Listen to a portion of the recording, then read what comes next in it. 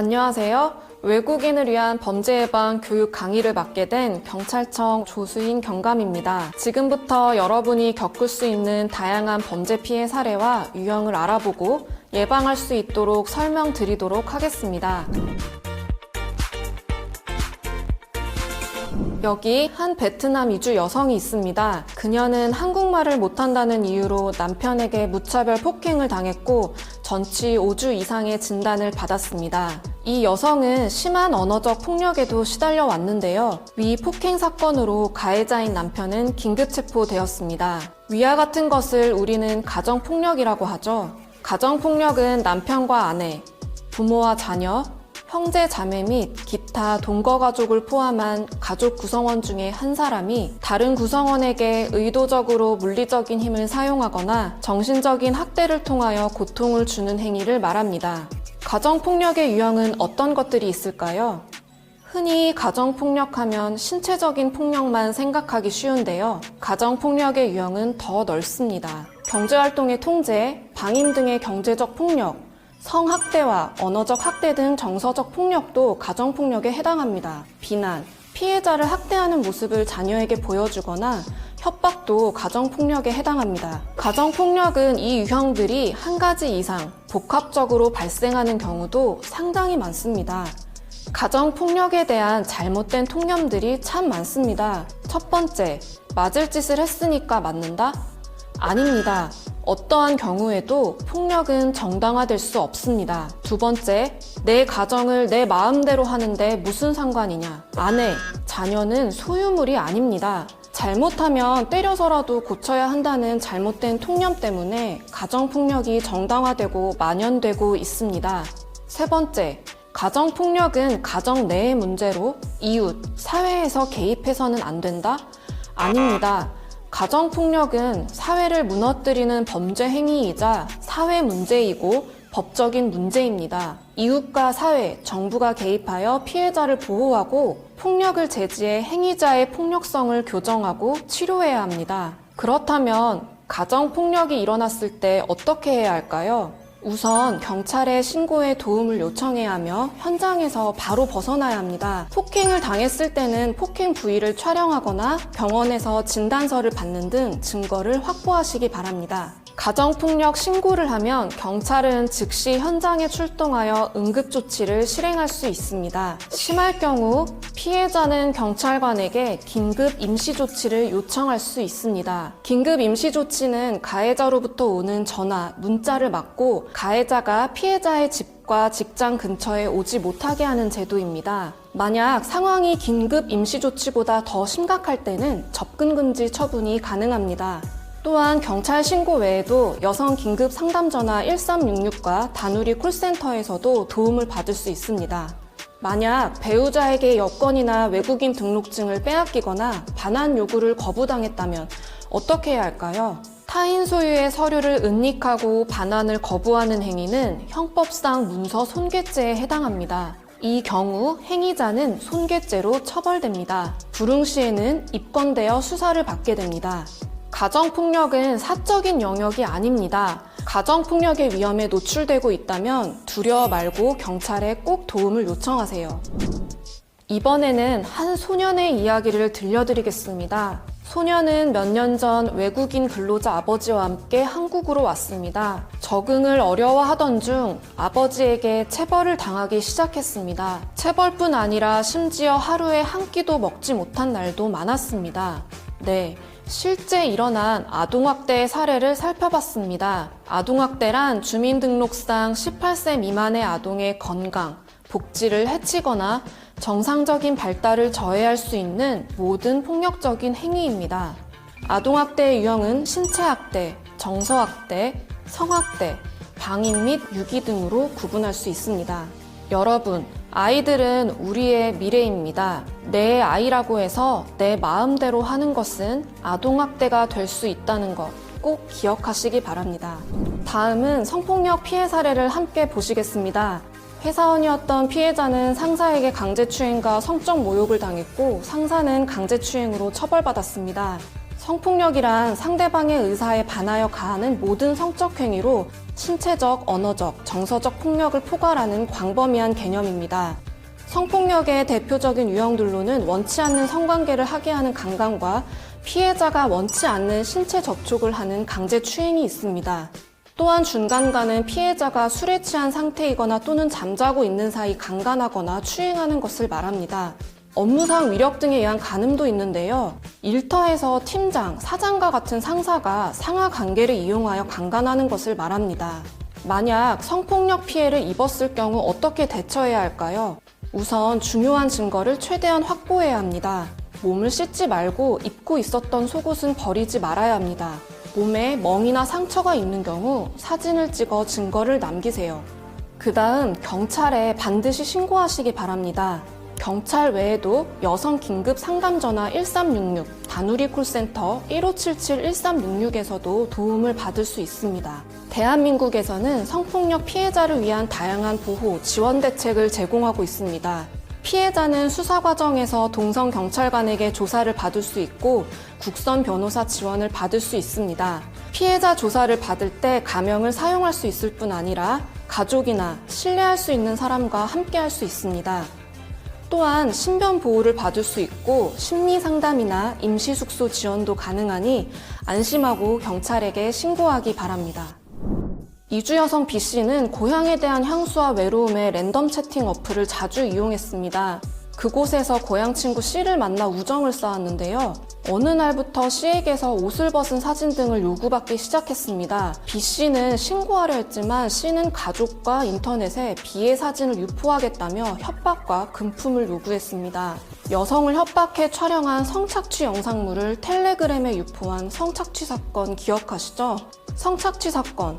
방금 본 B씨의 사례를 디지털 성범죄라고 합니다. 디지털 성범죄는 불법 촬영, 유포 외 사이버 공간에서 일어나는 모든 성범죄를 말합니다. 디지털 성범죄의 유형들은 아주 많고 지금도 다양하게 논의되고 있습니다. 성적 욕망 또는 수치심을 유발할 수 있는 사람의 신체를 몰래 촬영하거나 협박, 강요로 촬영하거나 이를 당사자 동의 없이 유포하고 공유하는 행위 등이 있습니다. 만약 다른 사람에게 성적인 내용을 포함한 글, 그림, 사진, 영상, 음향을 보내거나 전화상으로 성적인 내용의 말을 하면 성폭력 범죄 처벌 등에 관한 특례법 외에 다수의 법령에 의해 처벌될 수 있습니다. 디지털 성범죄 피해를 당하게 되면 어떻게 해야 할까요? 우선 증거 자료를 삭제하지 말고 저장하여 경찰관에게 피해 사실과 함께 신속하게 신고하세요. 경찰서를 방문하기 어려우면 온라인상으로도 신고할 수 있습니다. 경찰청 홈페이지에 접속하거나 모바일 앱 사이버캅을 설치하면 됩니다. 디지털 성범죄 피해 영상물에 대한 전문적, 지속적인 삭제 지원이 필요할 경우에는 디지털 성범죄 피해자 지원센터에서 도움을 받을 수 있습니다. 여러분, 디지털 성범죄는 중대한 범죄입니다. 불법 촬영물을 보거나 업로드, 공유하는 행위도 명백한 범죄입니다. 절대 해서는 안 되겠죠? 또한 디지털 성범죄로 피해를 입은 분은 두려워하지 마시고 적극적으로 신고하여 도움을 받으시기 바랍니다. 여러분, 갑자기 검찰청이나 경찰서 전화번호로 전화가 온다면 어떻게 하시겠습니까? 실제로 경찰과 검찰로 사칭하거나 번호를 조작하여 범죄에 연루되었다며 금품이나 개인정보를 요구하는 사례는 굉장히 많습니다. 이렇게 보이스피싱은 전화로 수사기관이나 금융기관을 사칭하며 상대방을 속여 돈을 가로채는 대표적인 금융사기입니다. 여러분이 만약 보이스피싱을 당했다면 즉시 112로 전화하세요. 그러면 경찰이 금융기관으로 연결하여 임시로 계좌를 정지할 수 있게 도와드립니다. 자, 이제 보이스피싱을 예방하는 방법에 대해 알아보겠습니다. 모르는 번호로 전화가 오면 끊으세요.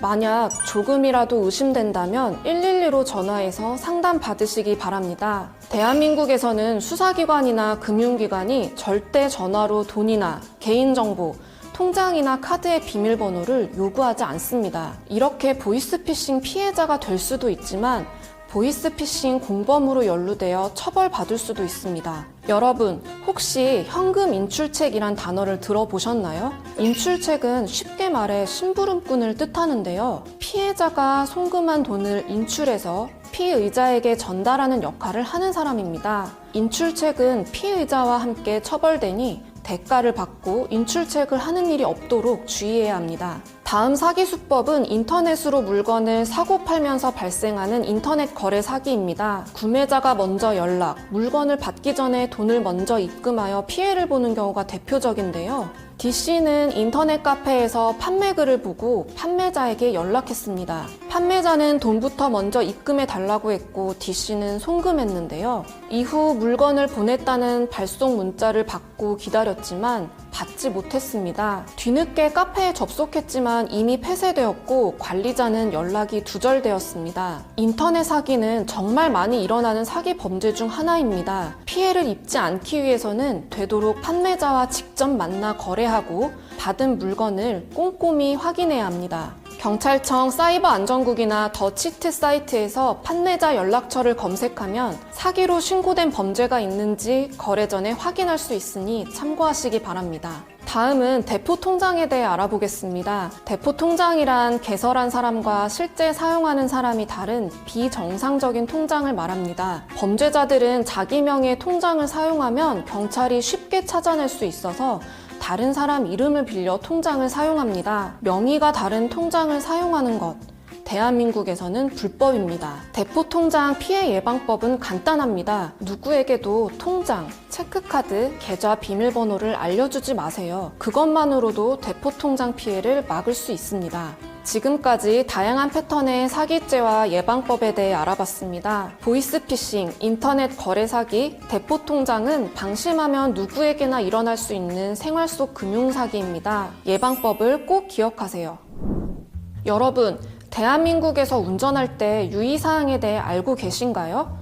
첫 번째로 본국에서는 운전할 수 있더라도 대한민국에서 운전면허가 없으면 무면허이며 운전할 수 없습니다. 또한 술을 마시고 자동차, 오토바이를 운전하거나 자전거를 타는 것은 음주운전에 해당하므로 절대 해서는 안 됩니다. 여러분, 혹시 도로에서 이런 행동을 하신 적 있거나 하는 차를 보신 적이 있나요? 이러한 운전 중의 행동들을 난폭운전과 보복운전이라고 하는데요. 난폭운전과 보복운전은 위험한 행동이자 범죄이니 절대 하지 말아야 합니다. 교통법규는 나뿐만 아니라 다른 사람들의 생명과 연결되는 일입니다. 안전운전을 생활화합시다. 다음 살펴볼 범죄는 도박입니다. 도박이란 금품을 걸고 승부를 겨루는 것을 말합니다. 각 나라마다 도박에 포함되는 게임이 다르지만 대한민국에서는 금품을 걸고 하는 게임은 전부 도박에 해당합니다. 도박죄뿐 아니라 대한민국에서는 도박할 장소를 제공하는 도박 개장죄가 있습니다. 도박을 하지 않고 단순히 장소만 제공해도 도박 개장죄로 처벌받을 수 있습니다. 대한민국에서 도박 행위는 불법이며 처벌받을 수 있습니다. 다음 알아볼 범죄는 마약입니다. 마약을 범죄로 처벌하지 않는 나라도 있습니다. 하지만 대한민국에서는 마약, 향정신성 의약품, 대마를 단순히 소지하거나 사용하는 것을 범죄로 처벌하고 있습니다. 가장 대표적인 마약류는 아편, 대마초, 코카인, 엑스터시, LSD가 있습니다. 이들은 투약은 물론 수출입, 판매나 구입, 집에서 재배, 종자 소지하는 건 모두 범죄 행위라는 점 꼭 알아두시기 바랍니다. 내 몸을 망칠 뿐 아니라 사회에 심각한 피해를 줄 수 있는 마약. 마약은 단순히 소지하기만 해도 처벌받을 수 있습니다. 지금부터는 불법 체류자 통보 의무 면제 제도에 대해 알아보겠습니다. 용어가 상당히 어려운데요. 간단히 말씀드리면 불법 체류자가 범죄 피해를 당해 경찰 조사를 받게 될 경우에는 불법 체류자라는 이유로 출입국 관리사무소에 보내지 않는 제도입니다. 이 제도는 모든 범죄에 해당하는 것은 아니지만 대부분의 범죄 피해가 해당되니 알아두면 좋습니다. 만약 불법 체류자가 교통사고 피해자라면 무면허 운전을 했더라도 통보 의무 면제 대상으로 출입국 관리사무소에 통보되지 않습니다. 다음으로 성매매 피해 불법 체류 여성의 경우를 알아볼까요? 단순 성매매 불법 체류 여성은 출입국 관리법 위반으로 범죄 피해자이므로 원칙적 통보 대상입니다. 그러나 만약 불법 체류 여성이 폭행, 감금, 협박 등에 의한 성매매 피해자임이 명백하다면 통보 의무 면제 대상이 됩니다. 마지막으로 불법 체류자가 근로를 강요당하는 경우가 있습니다. 고용, 근로 과정에서 불법 체류자가 업주에게 폭행, 협박 또는 감금 등으로 부당하게 근로를 강요당하면 범죄 피해자로서 통보 의무 면제 대상이 됩니다. 불법 체류자 통보 의무 면제 제도는 법의 사각지대에 있는 불법 체류자들이 범죄 피해를 당하고도 강제로 추방될 것이 두려워 신고하지 못하는 것을 막기 위해 생긴 제도입니다. 주변에 범죄 피해를 입고도 불법 체류라는 신분 때문에 경찰 신고를 주저하고 있다면 꼭 알려주시기 바랍니다. 유학생도 아르바이트를 할 수 있을까요? 네, 출입국 관리사무소에서 허가를 받으면 가능합니다. 원칙적으로 영리, 취업 활동은 금지되어 있습니다. 하지만 시간제 취업, 즉 아르바이트는 사전에 허가를 받으면 가능합니다. 제가 지금부터 하려는 이야기는 외국인이 한국에서 취업을 할 때 유의해야 할 것들입니다. 먼저 유학생이 할 수 있는 아르바이트 종류에 대해 알아보겠습니다. 학생이 할 수 있는 업종, 단순 노무직이나 일회성 활동은 가능합니다. 하지만 유흥주점에서 도우미를 하거나 공장 제조업, 첨단산업연구소, 개인 과외는 금지하고 있습니다. 출입국 관리사무소에 사전 허가를 받더라도 시간 제한은 꼭 지켜야 하는데요. 학부, 어학 연수 과정은 일주일에 20시간 이내여야 하고요. 석사, 박사 과정은 일주일에 30시간 이내여야 합니다. 아르바이트 기간은 1년간 제약 기간 내에 한해 연장은 가능합니다. 단 학기에 70% 이상 이수, 평균 B학점 이상을 획득해야 합니다. 유학생만 아르바이트가 가능할까요? 아닙니다. 아르바이트 가능 여부는 체류 자격에 따라 다른데요. 다만 본인의 체류 자격 외의 취업 활동은 불가합니다. 다음은 결혼 이주 여성분들이 취업 활동 시 주의해야 할 부분입니다. 그 예로 한국인과 결혼한 딸의 출산을 돕기 위해 가족 초청 비자로 온 가족들이 있었습니다. 그런데 이들이 취업 활동을 하여 출입국 관리사무소에서 단속하였고 결국 강제 퇴거된 일이 있었습니다. 이처럼 가족 초청 시 방문 동거 비자로 체류를 연장하는 경우에도 원칙적으로는 취업이 불가합니다. 대한민국에서 외국인이 살아가는 데 가장 중요한 부분인 취업과 관련된 주의사항을 알아봤습니다. 구체적인 내용은 출입국 사무소에서도 확인이 가능합니다. 지금까지 다양한 범죄 사례와 대처, 예방법에 대해 알아봤습니다. 어떠셨나요? 이 내용들은 대한민국에서 정말 쉽게 만날 수 있는 것들이기 때문에 잘 기억해 두시기 바랍니다. 한국에서 안전하고 건강하게 생활하셨으면 좋겠습니다. 감사합니다.